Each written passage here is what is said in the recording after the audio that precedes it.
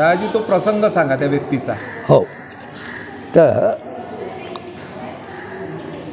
काय बोललो, एक व्यक्ती हिवाळा होता. हिवाळा होता. अमरावतीकडचे राहणारे होते. बरं. वयस्कर माणूस होता. वयस्कर. ते गेले, ते समोर होते, मी मागे होतो. बोके साहेबाला म्हणून मला काहीतरी आणतात. त्यांनी मागितले पैसे. तो म्हणे माझं काहीच नाही. मग त्याला तुम्ही बाजू लाव. मग मी बोललो, बोके साहेब त्या गरीबाकडे काही पैसे नाही तर त्यांना देऊन टाका ना. तुम्हाला दया येत असेल तर तुम्ही द्या. म्हटलं हे पैसे घ्या आणि त्यांना जे पाहिजे ते द्या. झालं. तो म्हातारा बिचारा सुखरूप झोपला. आमच्या शेजारी झोपला. दुसऱ्या दिवशी आंघोळ केली, महाराजाचं दर्शन घ्यायला गेलो. आपण नाही बोला म्हणायची. 4 दिवसाचा पाहुणा आहे. अरे दुसऱ्या वेळेला आलो तर बोके महाराज गायब. असे अनेक प्रसंग आहे. का महत्त्वाचं एक सांगतो का ज्या ज्या माणसांनी असे काही प्रयत्न केले ते माणसं एक दिवस उघड्यावर पडल्याशिवाय राहत नाही. कारण हे जे संत आहेत हे राखेच्या ढिगाऱ्यावर बसलेल्या. यांना कसली माया नाही, लोभ नाही, काहीच नाही. आता विचार करा, ज्यांचा भाऊ भावजय काय आई वडील हे सगळे गेले का, पण त्यांनी सांगितलं का सगळं चांगलं झालं, आता मी निकोप झालो आणि पुढच्या मार्गाला लागलो. आता दुसरी गोष्ट सांगतो.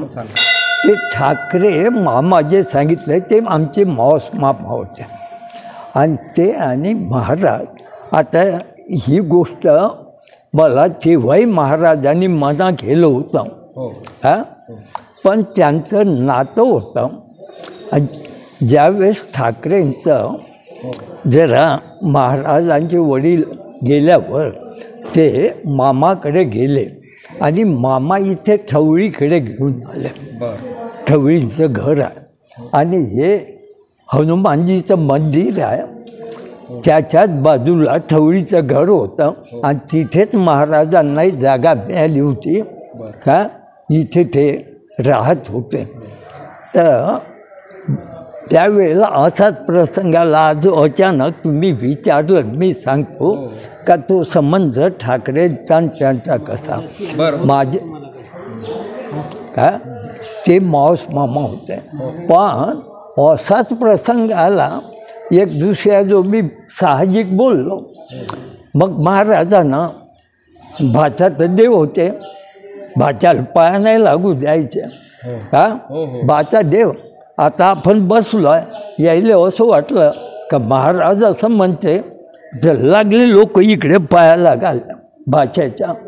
का मी आपले दोन्ही पाय असे गुड्डा गाड्या कर आणि मग महाराज हाते आता पळते म्हणायची. पण का म्हणून सांगायचं, महाराज कोणाही व्यक्तिशा माणसाचे नसून सारं आयुष्य जगासाठी वेचलं. का आणि केवढी दूरदृष्टी. तुकडोजी महाराजाला कॅन्सर व्हायच्या आधी त्यांच्या फोटोला इथे बेंबीला चुना लावून ठेवला होता. केवढा आश्चर्य आहे या गोष्टीचं. का म्हणजे असे अनेक उदाहरणं आहेत. का तर तुमच्या घरी नागपूरला मूर्ती स्थापन केली आहे तुम्ही. हो. बरं, तिथला कुठला उत्सव वगैरे साजरा करता का त्या बाबतीत सांगा. हो सांगा. कोणता उत्सव साजरा करता. नागपंचमीला. बरं. त्याच्या दुसऱ्या दिवशी म्हणजे षष्टीला आमच्या इथली मूर्ती स्थापना झाली आणि घराचं वास्तू त्या दिवशी झालं. त्या दिवसापासून त्या षष्टीचा कार्यक्रम आमच्या इथे चालूच आहे. षष्टीला असतो. षष्टीला नागपूरला नाथषष्ठी एकनाथ महाराज. अच्छा. कारण आता राहणं आमचं नागपूरच आहे ना. आज गावला मोजणी होती शेतीची म्हणून आम्ही आलो आणि इथे आल्यावर दर्शन घ्यायचं नाही ते तर जमतच नाही म्हणून आलो. बरं दादा, तुमचं नाव सांगा. नारायण मुडे. पूर्ण नाव सांगा. नारायण नंदराज मुडे. अच्छा, हे तुमचे वडील आहे. वडील. तर तुम्हाला व्यासंग बाबाजीचा कसा लागला हे सांगा. लहानोजी महाराजांचा व्यासंग कसा काय लागला? कसा लागला? हो आता आहे काय म्हणते, म्हणजे बऱ्याच गोष्टी आहे. हो मनात काय म्हणते ते म्हणते ना, कधी देव म्हणजे माणसाच्या मनात देव नव्हता, हो पण बाबाजीची संगत भेटली, मनात देव सापडले आपल्याला, असं लागलो आपण त्याच्या मार्गात. तर तुम्ही आता घरी जे मूर्ती वगैरे आहे त्याची तिची नित्यपूजा पूजा मीच करतो असं काय रोज. तुमच्याचकडे आहे? मीच करतो. म्हणजे तुम्हाला वारसा हक्कानं तो यांच्या आई भक्त होत्या, त्याच्यानंतर तुमचे हो, वडील वारसा आता हक्कच मनात आता भेटला आपल्याला. हो, वारसा आता तो जीवनभर चालला. बाबाजीनं तुम्हाला पदरी धरली. आता आपल्या समोर कोण आहे ते करते नाही करत, पण आपण तर करणार. आता तुम्हाला मरतपर्यंत बाबाजीचं बरोबर लक्ष राहते. म्हणजे लक्षात आहेच मला, विशेष नाही त्याच्यामुळं तर आपण जगून राहिलो, खाऊन राहिलो. आणि तुम्ही दादाजीनं सांगितल्याप्रमाणे जो उत्सव होतो, आता त्यांचं वय कार्यक्रम करण्याचं राहिलं नाही, तरुण वर्गामध्ये मी करीन. तुम्ही चालू करता ना? आहे की नाही? चालूच आहे ना? चालूच ठेव. तर तुमच्या वडिलांनी आणि तुमच्या घरच्या कार्यक्रमाबद्दल तुम्ही जे काही सांगितले अनुभव बाबाजीचे, त्याबद्दल मी तुमचा आभारी आहे. जय गुरु.